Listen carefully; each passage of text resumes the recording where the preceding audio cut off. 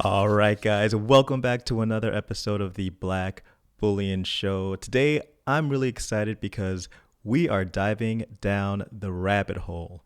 And it got started with me watching this interview on Kitco News with Axel Merck of Merck Investments. Now, if you don't want to watch the full video, check out the description to see what exactly the quick synopsis of this video is. But if you want to stay for the ride, definitely do so because we are going down the rabbit hole and I'm excited about this one. Before we begin, please like the video, please subscribe to the channel if you are new, and let's get started. Okay, so Niels Christensen interviewed Axel Merck about what Jerome Powell said last week, referring to his comment of saying deficits don't matter last Wednesday. To that, Axel Merck says this: there's going to be free money for a long, long period. Right now, the Fed is providing relief, but we also need stimulus. So this is only the first or second inning of what we're seeing. Usually, when you have a shock in the economy, that is deflationary. The reason why things may turn inflationary is because of the policy reaction. Now, this made me think of one of the previous videos I did before, referring to this article right here that you can find on the Federal Reserve's website about, the velocity of money and how, it impacts inflation in the U.S. And one of the reasons in this article, they mentioned why inflation isn't as high as it could be, even though we're doing all this money printing, is because of velocity and how low velocity has been pretty much for the last couple of decades, honestly. And here's a quick quote from this article to kind of give you an idea as to what's going on with people and their psychology. And why then would people suddenly decide to hoard money instead of spend it? A possible answer lies in the combination of two issues. The first one is a glooming economy after the financial crisis. The second is the dramatic decrease in interest rates that has forced investors to readjust their portfolios toward liquid money and away from interest-bearing assets such as government bonds. Now, this first one was obvious to me. Even with what we're going through right now, most people don't have a high degree of certainty right now. They want to have cash and they want to feel comfortable. Some people are also going into safe haven assets like gold. But for the second point of decreasing nominal interest rates, investors are looking to readjust their portfolios to liquid money. So then my brain just started going down this rabbit hole of, well, there are some economies that have gone to negative nominal interest rates. And I'm curious to know if that has had a psychological impact on savers and investors in other countries that have implemented this. Now, why am I saying that? The reason why is because if you are losing money in your accounts through negative interest rates, that means you're paying the bank to hold your money. That means that for most people, what I would assume is that they would take that money and then just start spending it, or maybe they would put it in something else. But they wouldn't necessarily be saving that money. They'd likely be, increasing the velocity within the economy. Now, remember, in one of my previous videos, I talked about this formula here, MV equals PQ.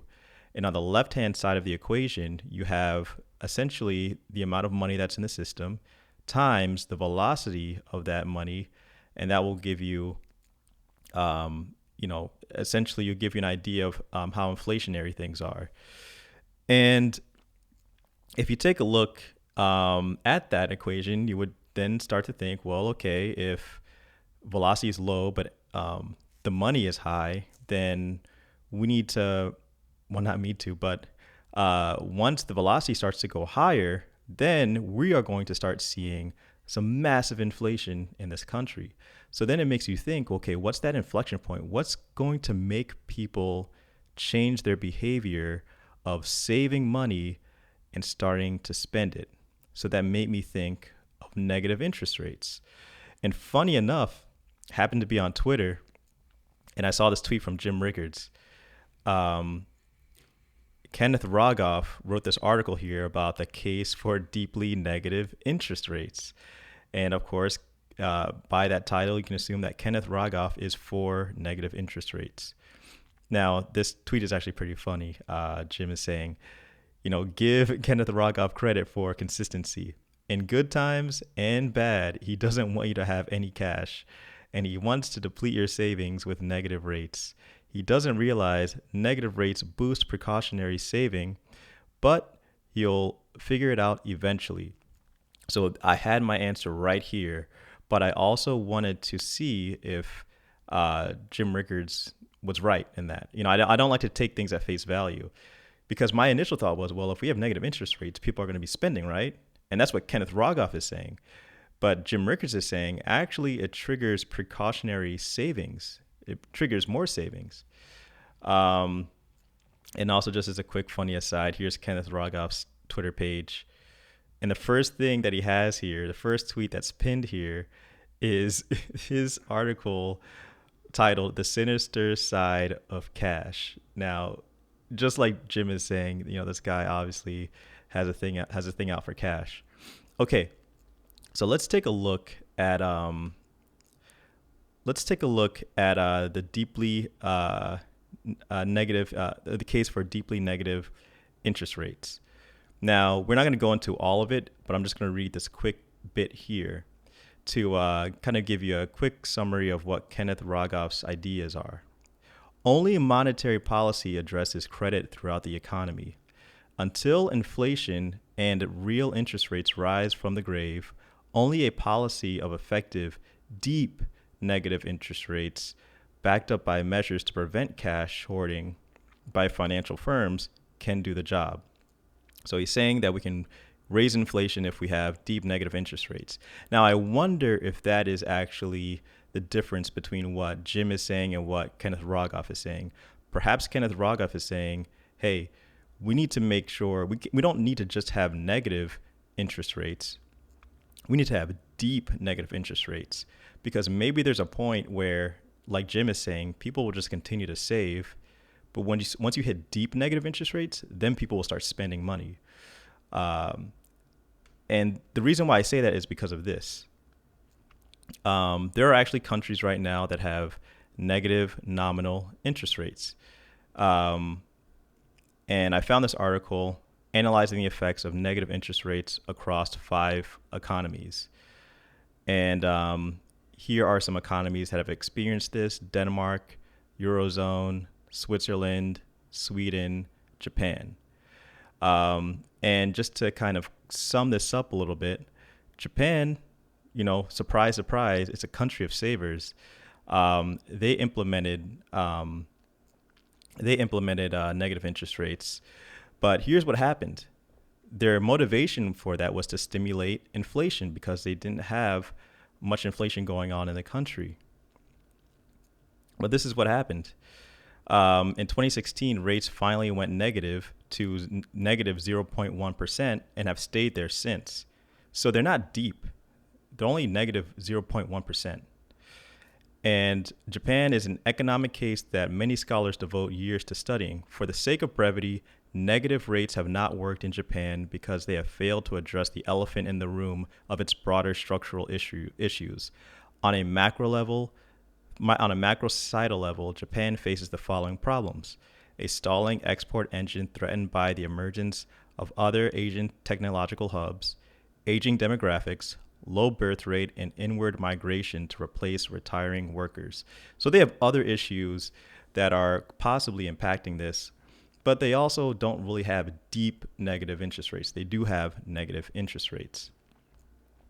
So you also have other situations, such as, I'm going to try to find Denmark here.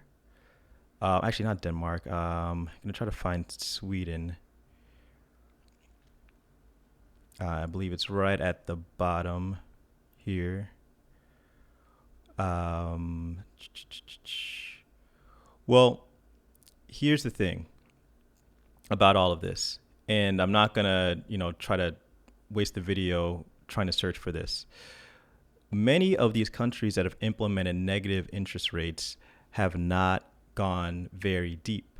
So Jim Rickards is right in saying that negative interest rates are only going to boost precautionary saving, because that's what we're seeing currently right now in the countries in which we're seeing negative interest rates being implemented. Now, mind you, I'm talking about negative nominal interest rates.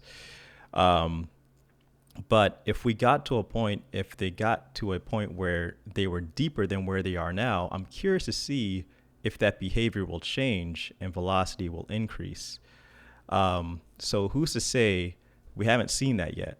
I wouldn't be surprised if things are going to get even more negative as this issue continues and we have even more of a global depression. But where things stand right now, what will cause velocity to change? Let me know in the comment section below, because I'm struggling to find out different ways where we can hit this inflection point and then you'll start to see velocity change. Because right now, people have been hoarding money essentially since the dot-com bubble. More and more and more so, velocity has gone down. So what will cause velocity to hit an inflection point and we'll start to see that curve trending upward? Will it be the deep negative nominal interest rates? Or are there other ways that can trigger the velocity to change? Let me know in the comment section below. Please like the video. Please subscribe to the channel if you are new. It's Black Bullion.